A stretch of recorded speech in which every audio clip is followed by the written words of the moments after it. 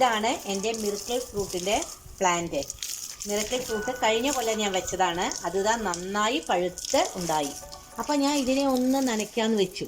നനച്ച് കഴിഞ്ഞാൽ പിന്നെ എന്താ, അതുകൊണ്ട് പൊട്ടിച്ച് തിന്നല്ലേ വേണ്ടു. ഇതിൻ്റെ ഒരു പ്രത്യേകത ഉണ്ട്, അത് ഞാൻ നിങ്ങൾക്ക് ഇപ്പോൾ കാണിച്ചു തരാം. ഓക്കെ, അപ്പം നമ്മൾക്ക് ഈ ഫ്രൂട്ട് അങ്ങോട്ട് പൊട്ടിക്കാം കേട്ടോ. നല്ല പാകമായിട്ടുണ്ട്.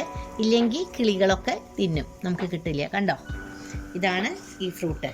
ഇത് ഞാൻ ഇപ്പോൾ കഴുകിയതാണ്. നനച്ചപ്പോൾ അതിൻ്റെ എല്ലാം മണ്ണൊക്കെ ഉണ്ടെങ്കിൽ പോയി.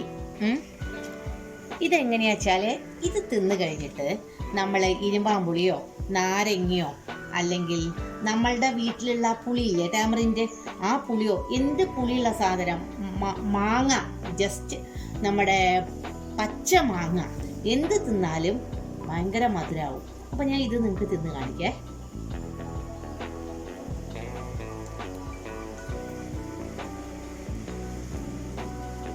ഇത് തിന്നൂട്ടാ.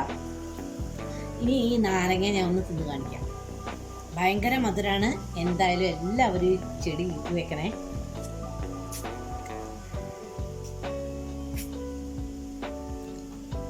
ഭയങ്കര മധുരം.